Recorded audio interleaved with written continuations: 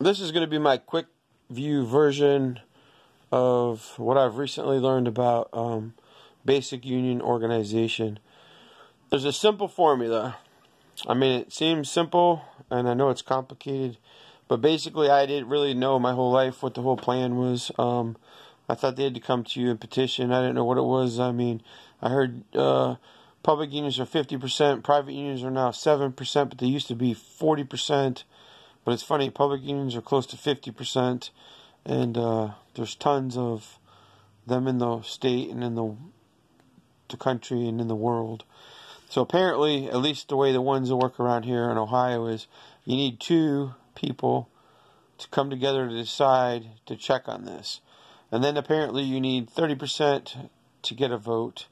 And then once there is a vote declared from all the stuff that you have to do, then you need a 51% vote to win. Now, from what I understand, if you have over 57 or 58%, you can petition for the company to ask if they will honor that, if you have enough cards, if I understand correctly.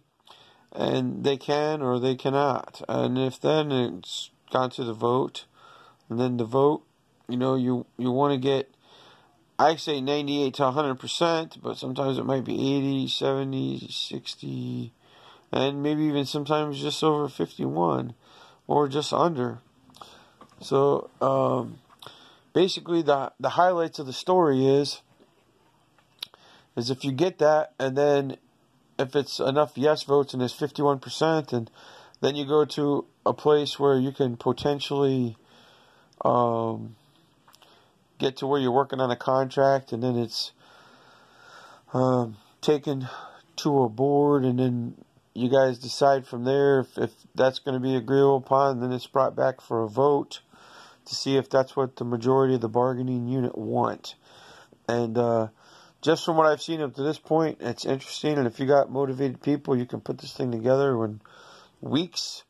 And most companies, from what it sounds like, they'll spend a lot of money to try and do anti-union or smear campaigns or whatever it is they do. Some people spend hundreds of thousands, maybe $500,000 or more. I've heard a couple stories where they spend a lot more than that. And I guess that's basically labor organization. And apparently, if you can read your job posting board, whatever it's called, that has it down there, it says we as a federal right have the right to organize basically a labor union, or at least find out information about it and decide if we want to. Or you can not honor any of these rights if you don't want to pursue them. And apparently sometimes it's a big project by the time you get all that done, and this and that. And I don't know if people ever done it to stay in the union business personally, but apparently there's a lot more around here than people realize at times, and there's a lot more to it. Some people use it as a scare tactic, some companies use it as a scare tactic, and there's a whole lot of other menageries around, what the companies do and how they act, and the changes in employment that can be made with the employer as far as the people and the key people in place. And there's just so much of it. I wanted to make a video before I forgot. I'm just keeping with the theme of the nighttime video, even though it's mid-afternoon. It's kind of gloomy out, but alright.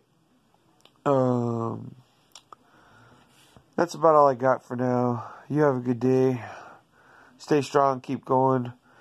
If this is something you want to check on, don't be afraid to call and ask. Many times.